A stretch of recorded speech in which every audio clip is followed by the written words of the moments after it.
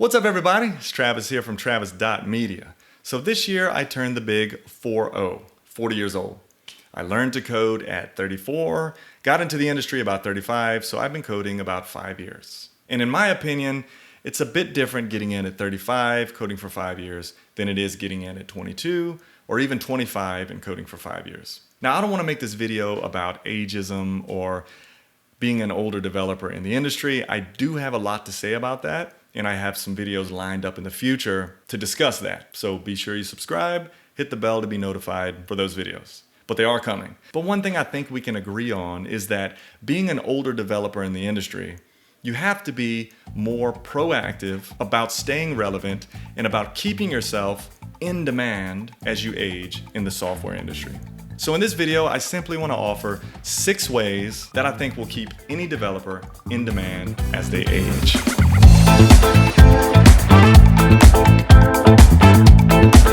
Alright, so before we get started, if this is the first time you've seen one of my videos, my name is Travis. I'm a self-taught software developer of about 5 years. And on this channel, I basically share everything that I've learned along the way, from learning to code to building apps, best coding practices, shifting to DevOps, and whatever else happens in the future.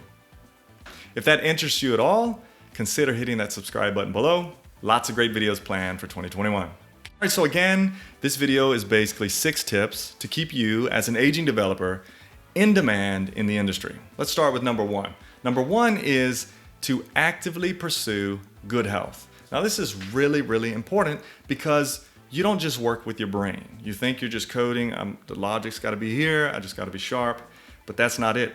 It's a very sedentary career. You got fingers that type, you got wrists, you may end up with eye strain, neck pain, back pain, things like that. I mean, we're sitting, we're staring at a computer all the time. You gotta separate yourself from that and take care of your health. And that's a fairly simple thing.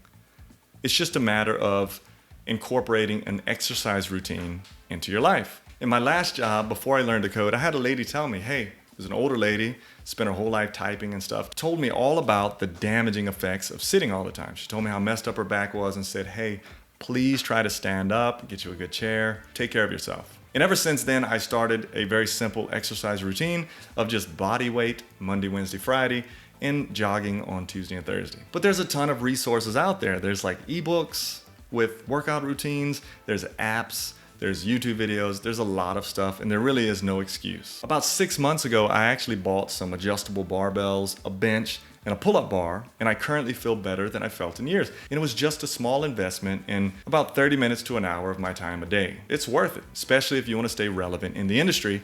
You got to keep your health good. If you want to know exactly what I use, there's a blog post that goes along with this video that's got some resources listed in it. I'll put the link below or up above, somewhere. But check that out, I'll have some suggestions for you. All right, number 2, continually pursue your interests. Now I'm less of a follow your passion guy, I'm more of a responsibilities and work ethic guy, but I do know that in 2021, you don't have to stay in a job forever. If you don't like it, find another one. Especially in the tech industry, there's lots and lots and lots of opportunities, lots of demand. As you gain experience and maturity, as a software developer, you should be looking to shift into other companies that you may be more passionate about. You do have that option. It's important to keep that coding spark alive. If you don't like what you do, your productivity is going to go down, your liveliness is going to go down, and you're going to lose that relevance, and your employer is going to see it. Be sure to continually be pursuing what you're interested in. That way you enjoy your job, and you thrive, and you stay in demand. Number 3, be specializing.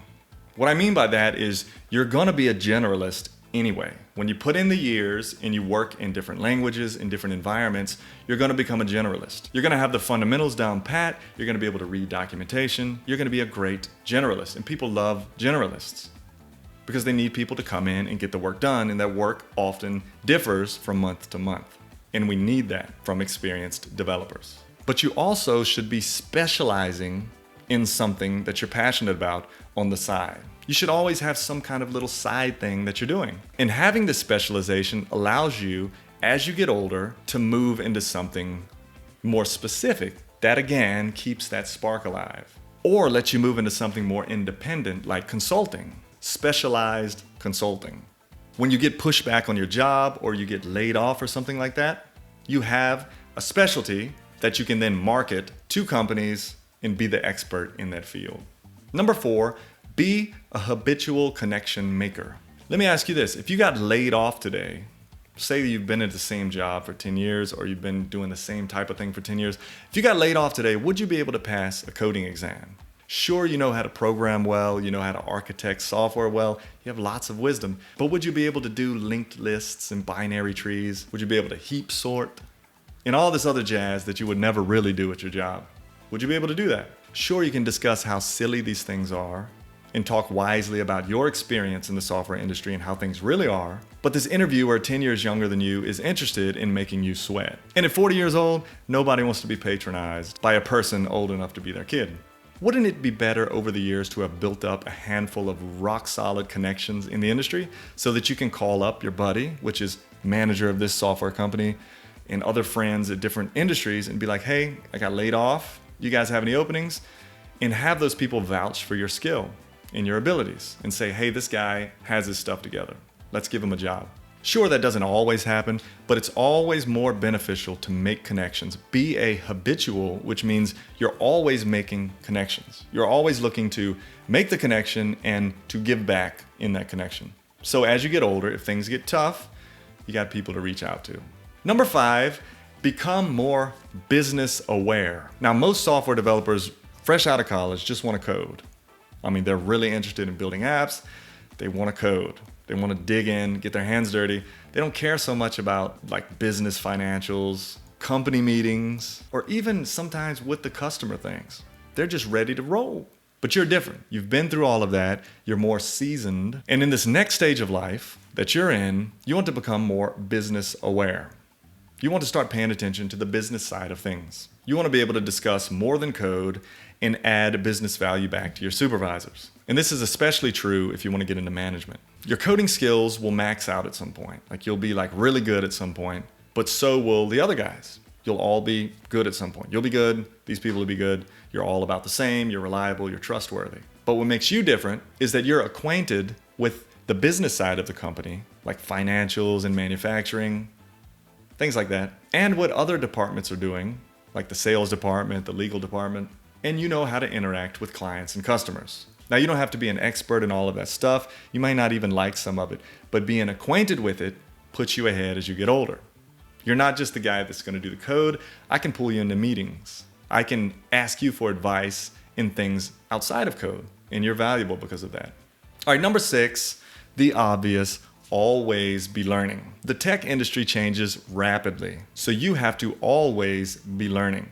Now, there's so much material out there, you obviously can't learn it all, but as much as you keep up with like the latest news or your Facebook posts, you should keep up with software news and technology. At least be able to join in on the conversation and know what's new and relevant out there. And again, this is where it's helpful to have side projects going on. Whether this is an app you created or manage or a blog that you're running, try to incorporate some of this new technology into what you're doing. At least make time to read about it regularly. What I did was I felt like I didn't know enough about static sites. So I took my traditional website, migrated it to Hugo, which is a static site, so that I could learn more about static site generators. Another thing I did, I bought a Raspberry Pi so that I can learn about facial recognition. And then when I have stuff at work, like, hey, we need a GitOps solution, I'm gonna go on the side, I'm gonna research GitOps, I'm gonna download like Flux and set it up in my local Kubernetes cluster just to learn about it. Doesn't take long, and to me, it's fun and exciting. And those are just some simple examples, but the main point here is that you need to always be learning. Just make it part of your lifestyle. And what I've found is if you really like to code, you do that anyway. But as you get older, just make sure you keep up with the conversation. Now, there's more I could add, but I think those 6 are a great start in helping you keep in demand as an aging software developer. If you found this video helpful, click that thumbs up button and let me know down below how you plan to stay relevant. If you have anything to add to the 6 I just mentioned, let me know below. And as always, thank you for watching. I'll see you in the next video.